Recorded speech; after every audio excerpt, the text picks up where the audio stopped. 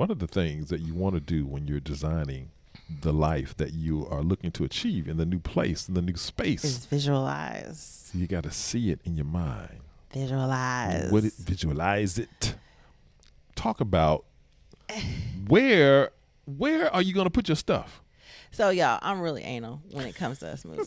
I literally visualize where every single piece of furniture is going to go. Baby, I don't think anybody on this show would have known that you were anal.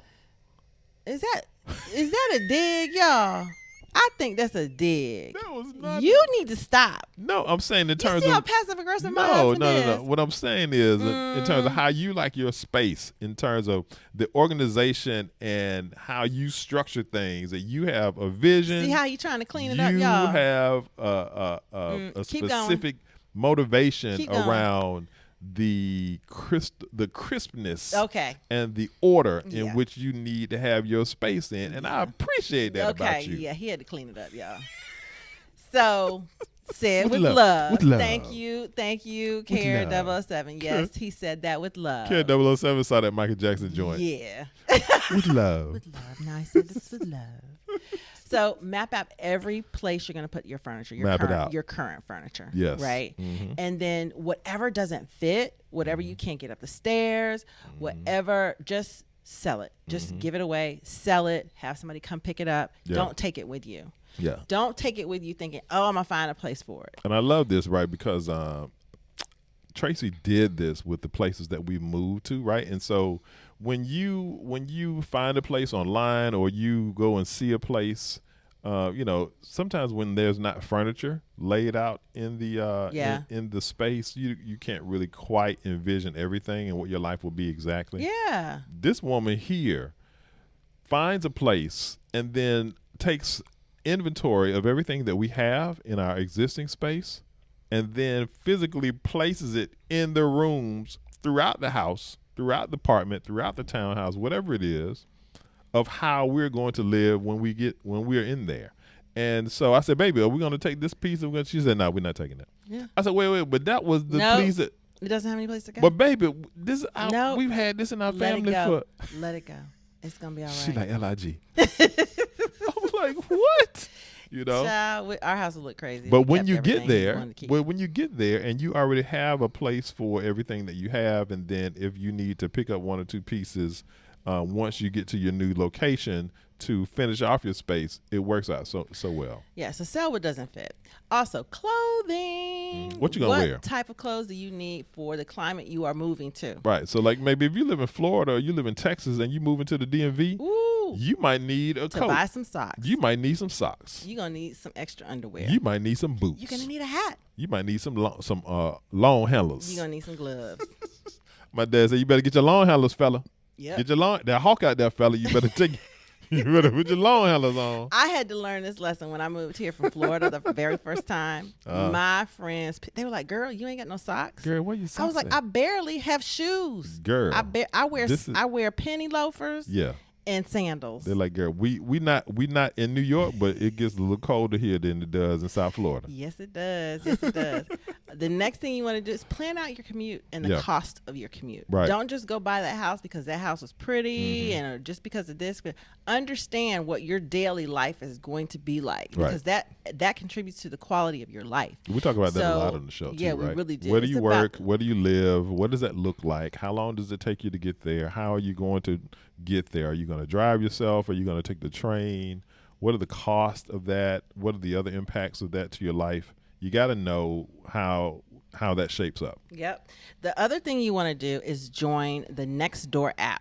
If y'all can see that right there, let me pull that away. It's a little green N right here. Right there. Green N right here. Nextdoor.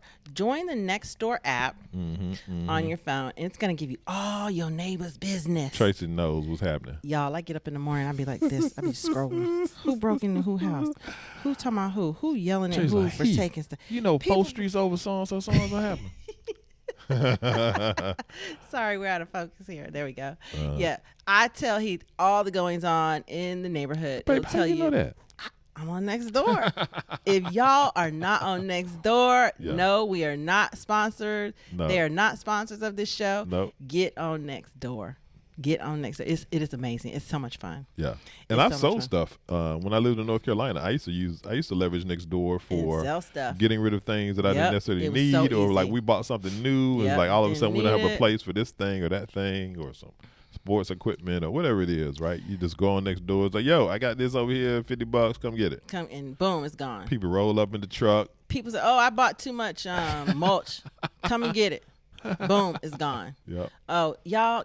Oh, so the funny joke on our next door last week was the What's the joke? hostas. The hostas in The the yard. hostas, people So, digging up the hostas. No, let me tell you why. Because the deer eat them. So you plant all these beautiful, blooming flowers in your yard, and deer come and get them. We have like generational deer in our neighborhood. It's like the grandchildren. Of Y'all the, heard of it. the Y'all heard deer. of generational wealth. We got generational We got deer. we got generational. They deer. stroll through. They They like, look straight at you. I'll be making my coffee in the kitchen. They looking in the window. One of them gave me the head nod one day. He was like, "What's up?" No, I can't take it. So I have my yard sprayed, and yeah, that might be a little bougie for some of y'all, but I can't take the deer like strolling through my yard like they live here. I They're don't like yo, it. man, I like these roses over here, man. I like to nibble on these right here. And they just look It's at a you. nice little They just treat. really look at you like, these are good. Have Yeah. you tried these? And it's like, no, get out my yard. My mama said she been eating on these for like 30 years. Yeah, so it's a she no. showed me what was Please happening. go away. So anyway, we got off subject there. The next thing you want to do is check your insurance rates. Yep. Check your insurance rates for your new house, Mm-hmm. for your car, Yep. for your home. Mhm. Make sure they're lined up with your budget. That's Right. just something you don't want to be surprised about. Yeah, because those numbers might be different from where you are right now. It might Ours be more. actually Might went be down. Yeah, it might be less. Ours went down. We were like, pleasantly surprised.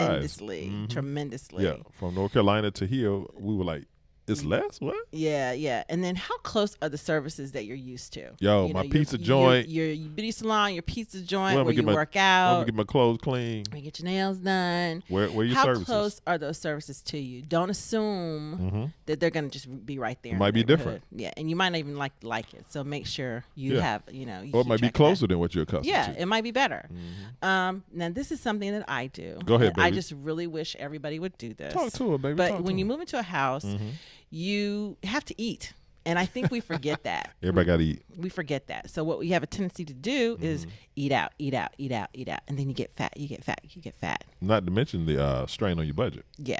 Mm-hmm. So what you want to do is have your budget ready, Mhm. right? For about 3 times what you normally spend on groceries Mhm. to just stock. You just want to boom, that refrigerator is fat, that freezer is fat, that pantry is fat. Uh-huh. And that gives you a level of security and a level of comfortness just in case some weird weather moves in Mhm. or, just anything kind of pops up that you're not able to get to the grocery store. Yeah. And you have food. And that gives you a comfort level Yeah. of being in your new home. And it gives you just a security, a level of security also of living in your new home. And the last year gives us some great examples of that too, right? With respect to the panorama, is like, Yeah. hey, if you got food in your house, and now all of a sudden you don't have to go out to the store as much and Right. be concerned about contracting different things and so forth, right? It's like, hey, I got my stockpile already in the house. Well, and we also had like the whole kind of insurrection craziness, right? And so all of a sudden it Yeah. was just like, I ain't really trying to go I'm just nowhere gonna at the stay moment. inside, Let- yeah. let- Right. You need to let that stuff calm down. Right. So if you got your food, you got your house, everything is tight, then you're good for a minute. Yeah, the other thing that we recommend is if you're moving to another city or something like, stay in a hotel or have someplace else to stay at least 2 nights. Mm-hmm. Because what we found is when you move in, sometimes things aren't working. Yeah. And what that does is it adds added stress because you're like, I'm staying here tonight. This has to work. I moved into this house and the water ain't working right. The TV's not working. The internet's not working. Oh man, I got you snow on the know. TV. It's just like it doesn't give you that comfort thing. Yeah. So just have enough money to stay somewhere or stay with friends or something for a couple of nights Mm-hmm. so that you can be comfortable when you move into your new home. Right, right. The other thing is securing parking permits, especially if you're moving here to the DMV. If you got a vehicle, you got to make sure you got somewhere to park For your the moving vehicle truck and safely, everything. legally, Yeah. right? So hey, if you got a garage, you got a driveway, then you Gucci, right? But if you have street parking, maybe you need to use some kind of garage facilities. All those things require permits and arrangements and payments and so forth. So make sure you get that tight. Yeah. And last but not least, guys, don't forget, if you're moving to a new city and you have friends or coworkers or relatives in that city, invite them over like right away. Post panorama. Well, we didn't do that. we had a little socially distance thing. Yes, we did. You know, it was just a couple people. And let me tell you why to do that. You make your connections to that city right away. You're letting people know. I think you're important enough to let you know that I'm here and I live here and I welcome you to my home. And it also gives you instant connection to someone there. Right. So make sure you do that too. That's really, really going to make your move to your new home feel good. It's going to make your new home feel really, really good. I like it. City of mine, how I love the city of mine. It never gets me down. City of mine, how I love the city of mine. It never gets me down, yeah. I was born in the city, I was raised on its edges. My pop